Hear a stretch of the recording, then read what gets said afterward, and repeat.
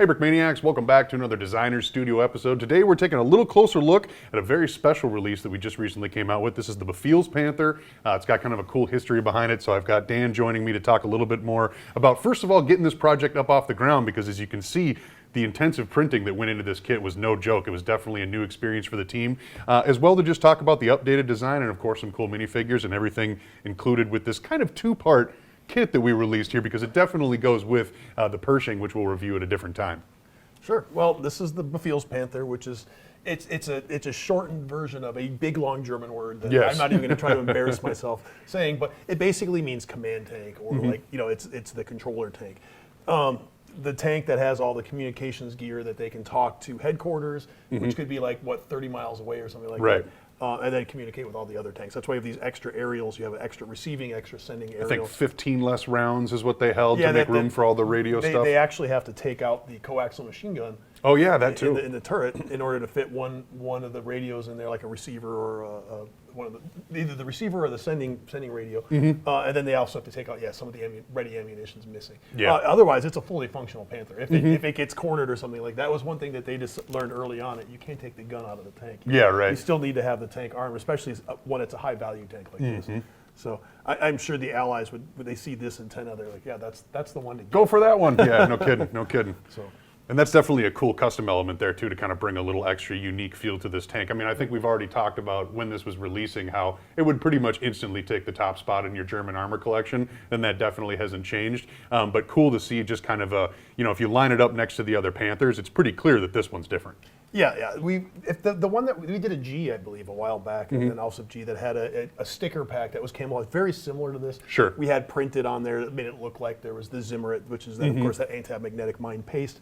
And if you can see, I don't know how if it's picking it up in this light, but there is actually texture printed Zimmerit on these tiles where it would be appropriate on the tank. This is an Ausf A model, so it's the A model, which for the Panthers is actually the second generation Panther. Right, which is kind of funny. The A model came second. They would upgrade these things as they would go back to depots and stuff. But this was manufactured as an A model and then converted to a Befehls Panther. So we actually were looking at, did a bunch of research looking at different Zimmerit patterns and found the one that would be appropriate to this tank. So you can see what Dan's talking about there, about how the printing on the outside of the chassis, like where that paste would actually be, has that texture, and then if you look kind of up on top, that's where it goes back to just that camo pattern, which is a really cool, like, subtle difference to notice. That you really got to peer into the printing to be like, wait a second, that texture printing's only on the side and doesn't continue onto the top. So that's a cool little piece of accuracy there. Right, we were fortunate that it's well documented. I mean, there are Panzer like fanatics out there that know all these things and share them on the internet freely. So we were able to get research.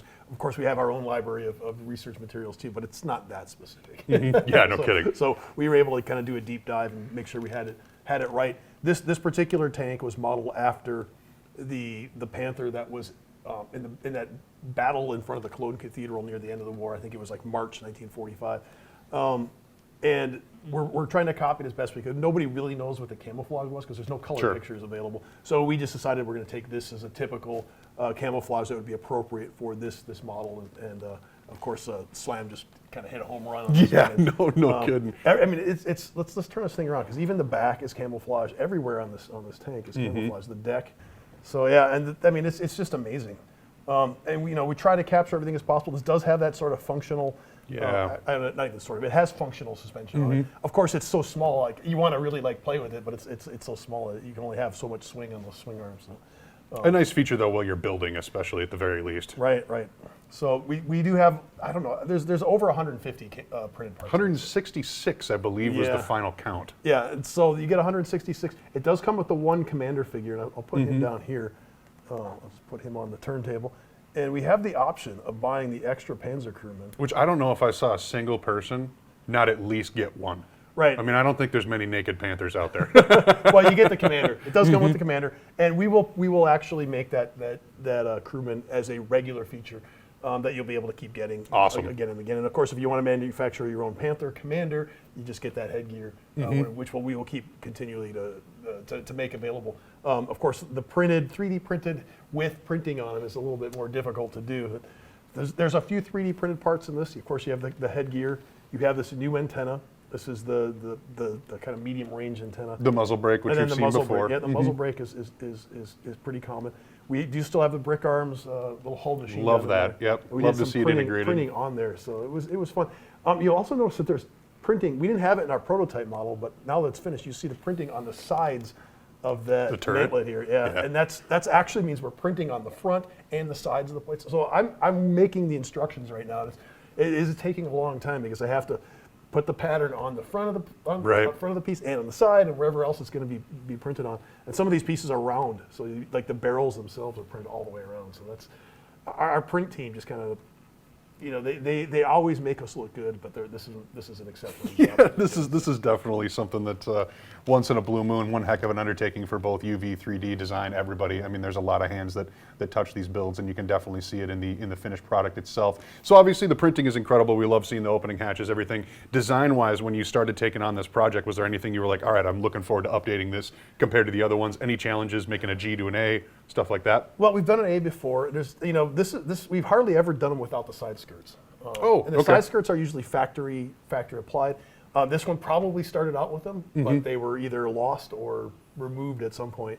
So there's no side skirts, which also means that you can see all the running wheels. It is typical that you wouldn't see the camouflage on all the running wheels, though. Sure. It's not like, oh, that looks really bad because those wheels are out of place. A lot of times the camouflage is just applied to, That's pretty accurate. to the hull itself. Interesting. And the hull and turret. And also, I should note that we can't print on these particular gears. So the only way we'd be able to do a camouflage is to actually put stickers on them. And we're like, Spray paint them. No stickers. I'm not even sure the spray paint would hold all that well. 'Cause sure. that material is actually designed for strength. It's designed to be tough. It's a vinyl count like material.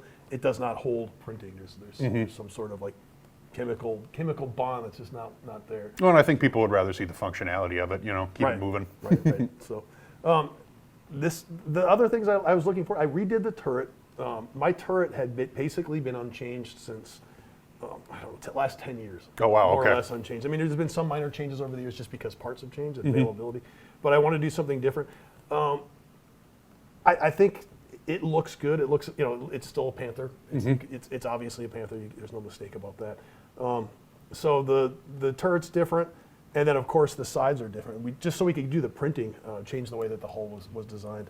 The spacing of the road wheels had to be changed a little bit because this working suspension required me to change the spacing a little bit. So there's a little bit of a gap between that front sprocket and the first road wheel. Sure. That had to live with in order to get that working suspension. So Once again, trade for functionality. I think people would be on your side with that. yeah, I don't see any problem with it personally.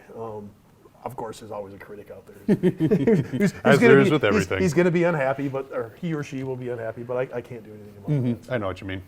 So, in my opinion, this is the best Panther yet. It doesn't have any interior details. I had to sacrifice them in order to get that working suspension. Sure. There is enough room in there that you could put a Maybach engine in there if you wanted to. The top hatch on the deck does open. You open it up. You can just see the suspension inside. Yeah, sure, fair enough. So you got some customization options if you want to break out some of your own bricks. Otherwise, as just a standalone model, this thing is definitely ultra premium. Kill this. Just want to show you the top of this deck. Yeah, So, oops. it's all good. I got Sorry, it. dude. But the whole thing is printed. I mean, that's just every top surface. This is the way that the actual camouflage would be. So we made every effort to make it look the way it's supposed to. I'm particularly impressed by this back of this turret here. I think that little hatch and everything on there just turned out really well. That's actually one of the things I was going to mention too, because obviously when you look at this right away, you see that camo and you go, holy smokes, that's all printed, that's incredible. But then the closer you look, the more you realize that even integrated into the camo, there's like some other little teeny details that have been captured, whether it's rivets here or there, or like I love the printing on the front of that machine gun mantlet. Like there's just some really cool stuff mixed into this. The little ball turret thing that's on the front there. You have the gunner's octave port printed on there. That's just, we might as well. If we have the opportunity to print this, let's print all those little details. Some things that there's actual texture on the back of these containers here. So these are like cargo boxes that are on the back for the crew's like gear. Yeah, whatever they're holding on to. Well, and the cohesiveness of the line work really does make it look like it was actually spray painted onto this thing by minifigure sized people. Yeah. You know what I mean? Like that's what it is. You don't see a lot of breaks from it. It's like you can obviously tell that there was a conscious effort made to integrate all those lines together, because otherwise it would just be kind of like the same camo piece replicated. It'd look a little jumbled. This is really, really nicely uniform. Well, it's a little bit of a puzzle when you get. I got all the printed pieces, and you'll get the printed pieces the same way I got them. They're all actually pre-printed on base plates. So there's 3 big base plates. Some of the things were loose because they couldn't be printed together. With, they're printed on multiple sides. And some assemblies are actually pre-built because we print them together. So you're going to get quite a bit of printed pieces on here. But it's kind of cool. Like you'll see all the top of the hull is one print, and they actually cross the lines. It's really kind of impressive when you see it all done. And you have to, like, when you're building this thing, you kind of have to puzzle out, oh, this is this side right here, and all those pieces are together. So we do give you a little bit of, you not like have to spread out all 160 pieces and go, which yeah, right. One? Try to rotate them to match all together. No, it's actually, you get them actually already put into their location, but they're on a 2-dimensional object, so you'll have to pry them up, stick them on as you go. And put them on. But if you've built my kits before, you know you're not going to be building it at a weird angle. You'll build this side flat and then stick it all on at one piece. Sweet. That's the way I build all my instructions, so you're not have to try to have 3 hands and right. hold it in invert space. the model. And I can't stand that. I want to make sure that it's easy enough for everybody to reasonably be able to put this together with minimal frustration. Well, minimal frustration and thinking out for the builder there is something I'm sure people appreciate. Well, and the end result, I mean, that's the key. You want everybody to be able to make something that looks super professional. We want like die-cast quality, but you build it. Yep, you blur the lines there for sure. Well, and I think, if there was ever a question people had about, where do you consider something a toy Lego kit and when does it really, graduate to a work of art? This is definitely one of those builds that you can see the artistry, the quality in the design, as well as the printed elements themselves is pretty impressive. Well, one thing that we do want to point out is that we will be able to make this for a while. Yeah. This isn't like, oh, if you missed out on this batch, which we did sold out in what, how many hours? Yeah, the whole thing. I think we did part of it on a Thursday night, and the rest of it on. Snuck it out for the people who pay attention on social media. I got first crack at it, but it sold out within an hour of that first morning. The reserve copies we kept for the usual drop date, and we will make more. Yes. So they're already on the schedule for more. Don't expect it to be regularly in stock, but at the same time, we will be able to return it to being in stock. Right, and we can't keep this thing in production all the time. Right. The one thing that when we make this, we actually have to cancel a bunch of minifig production for that week because there's so many prints. It takes hours and hours to make one tank, which is it's amazing. I mean, it's not something that we're just going to be able to push a button and outspit 50 kits. It's like we have to make all this stuff, and printing on bricks is just time consuming like you wouldn't imagine. I mean, it is to a degree handcrafted for sure. yeah. You know what I mean? That is definitely the hands-on element beyond just sorting the bricks and making sure it all comes together in production itself. But the actual creating of the assets, printed elements, whatnot. I mean, it is quite the undertaking. So, but if this is the result, it's definitely worth the undertaking because I think this is really impressive. I think that we'll aim for doing something, maybe a companion tiger or something. There you go. For next fall. So maybe a once a year. This is just too much. We've raised the bar, but we can't make every kit like this. And of course, it's not affordable for most people. So. Well, it's definitely one to include in the collection, and also very exciting to end on a note of what the future might hold. That's always a good way to wrap these episodes. Anything else you want to talk about for this build in particular? No, it was a blast doing it. I got to wrap up those instructions so we can get those kits sent out. They just got the printing done, so now the pressure's on me to get the instructions finished. It's almost to the goal line. It's getting ready to be sent out and soon arriving in some lucky people's hands. But anyways, Dan, thank you for joining me and reviewing this kit, and thank you guys very much for watching.